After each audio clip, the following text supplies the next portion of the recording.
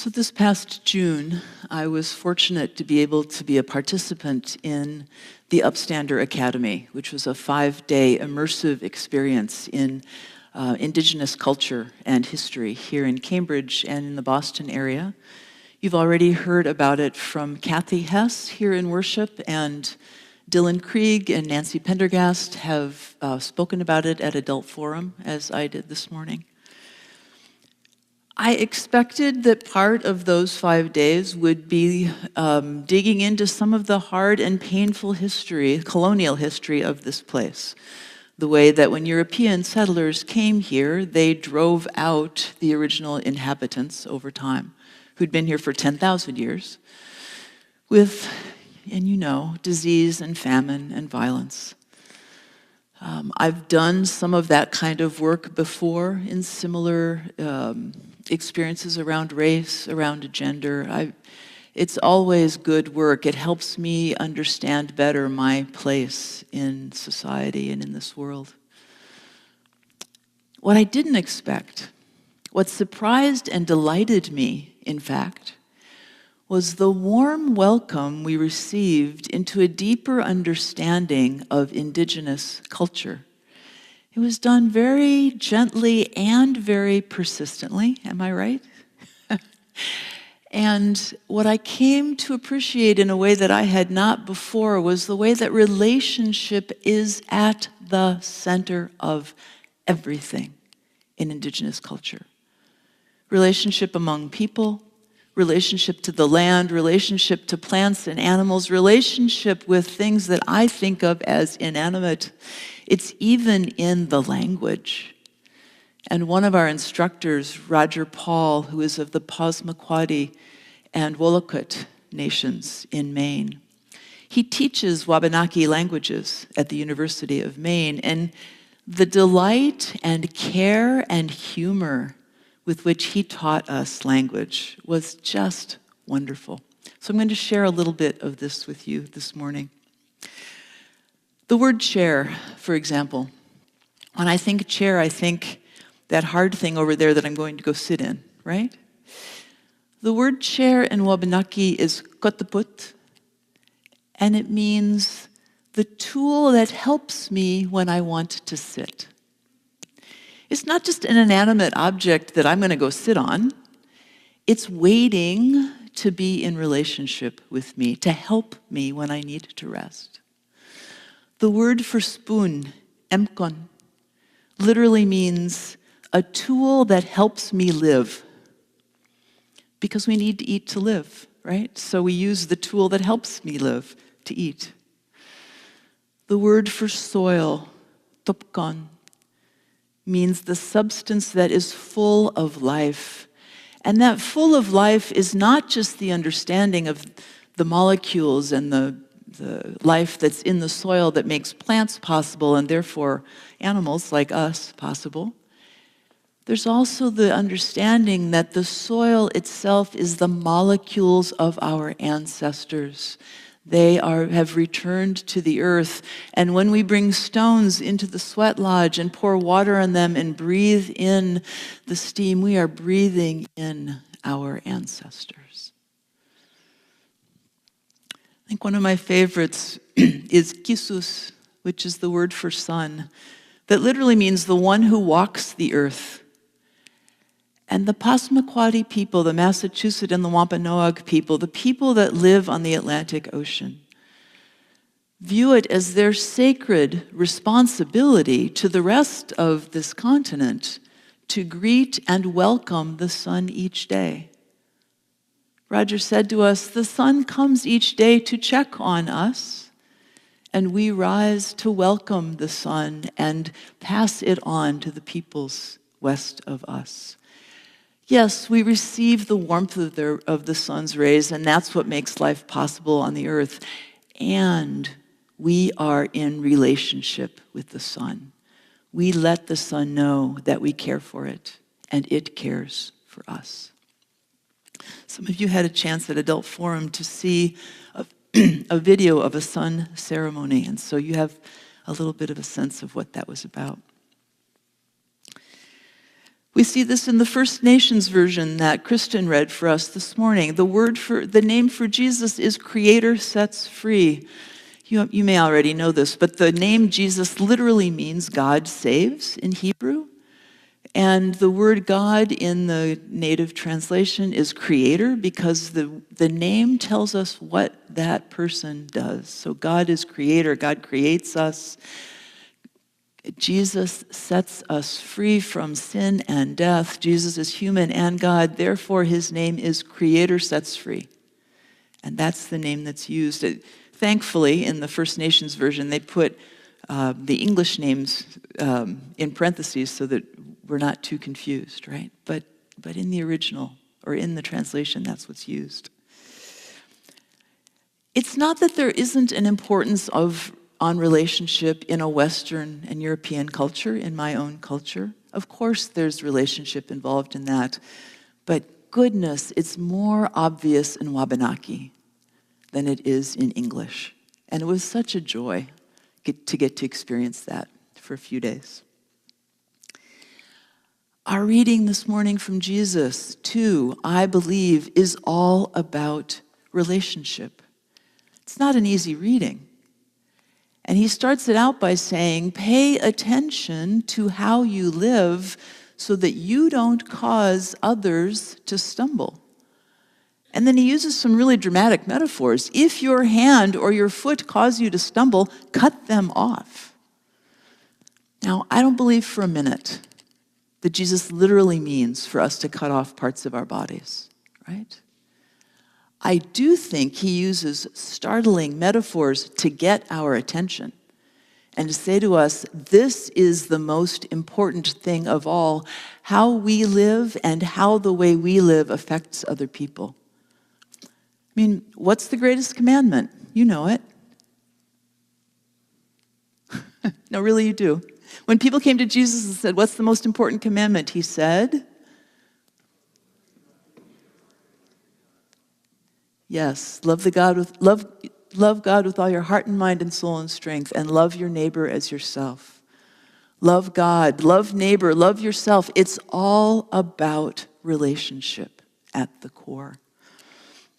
And Jesus calls us again and again into loving relationship in the most robust and life-giving sense of the word. And anything that gets in the way of that, it needs to go, right? So I try. I rise every morning in the determination that today I will have loving relationships in the most robust and life-giving way with the people and the land around me as best I can. And I fail pretty much every day. Just yesterday, I got into an incredibly heated argument with my beloved spouse about essentially nothing. But at the time, it was very important. And one of the unique miseries of being a pastor is having to go from that argument to writing a sermon about the importance of loving relationship. Opportunities for humility abound in my life. And so the reading from the Hebrews that starts out by saying, don't be fooled, God knows everything about you. And I have to say that yesterday felt a little bit like a sharp, long knife as I returned to my sermon writing. And Hebrews also says, Jesus has been there.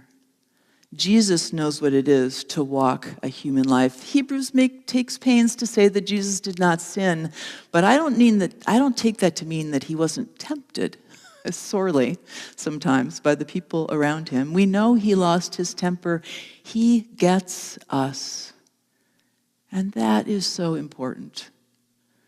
So that when we stumble or when we cause others to stumble, he helps us get back on our feet and figure out what is the thing that we need to let go of, that we need to cut off, so that maybe that won't happen again, or at least not the same way.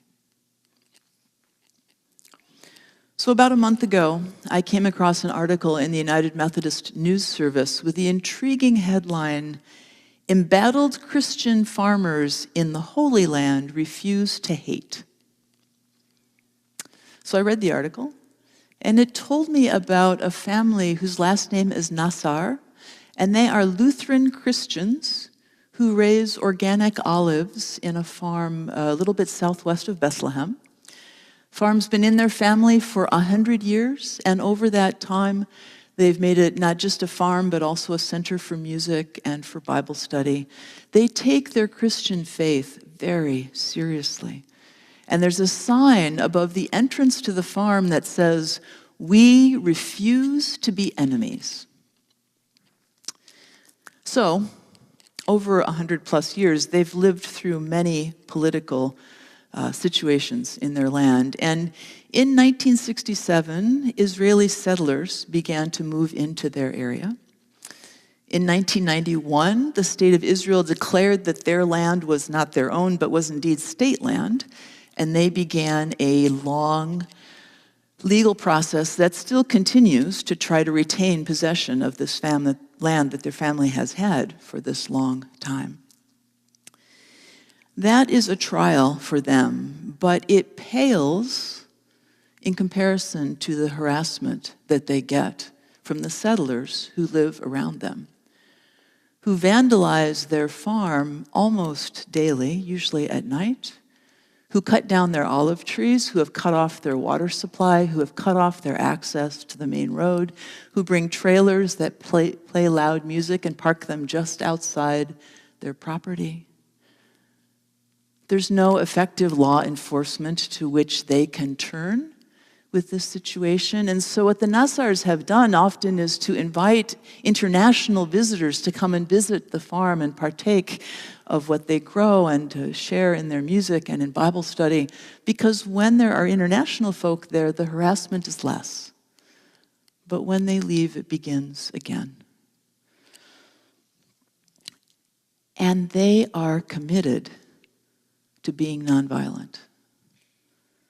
Daud Nassar, one of the adults, one of the family that helps run the farm, says, "This situation might force many people to react violently, or to sit and cry, or to give up and leave, but we will continue in our nonviolent struggle. We will refuse to be victims. We will refuse to hate, and will continue to believe in justice."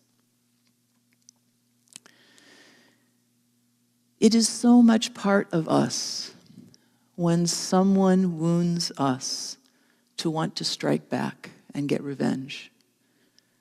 It is so much part of us when someone hates us to want to return that. To choose not to do so is like cutting off a hand or a foot. And I am indebted to the Nassars for their example of refusing that urge to get even, to stay committed to their determination to live their faith and stay nonviolent. We refuse to be victims. We refuse to hate. We refuse to be enemies. Sounds a lot to me like we always seek to be in loving relationship, even when it's hard, even when we don't know exactly how, especially when it's not reciprocated from the other side. The Nassars are doing all they can to be in loving relationship with their Creator, with the land, with the people around them. And they lean on Jesus, on Creator sets free, to give them the freedom to be able to make that choice. They know that Jesus understands them and walks with them. And so as we make choices in our own lives, I offer you their story to help to inspire you in your own life. I also offer you the wisdom of Indigenous culture and language that I am only beginning to understand little bits of, but that sense of relationship being, of good relationship being at the very core of all we are. And I'll teach you one last phrase. Whenever Roger would speak with us, he would always end his words with, with Shiwolowan. Shiwolowan. That's it, Shiwolowan. And after I heard him say that for a few days, I went up and said, "What is that thing you say?" And he said, "What thing?" And I said, "That thing that you say whenever you're done speaking." And he said, "What?" And I tried to say it. I said it incredibly badly. And he went, "Oh, Shiwolowan." I said, "Yeah, that." And he said, "Oh, that's just, thank you for listening. Thank you for being here. Thank you for being part of this conversation," right? Every time he speaks, he thanks his listeners for being in relationship with him, right? That kind of humility, that kind of service, that kind of connection, that kind of love, that is what Jesus was all about, and that's what he calls us to be all about. Chiwalawan.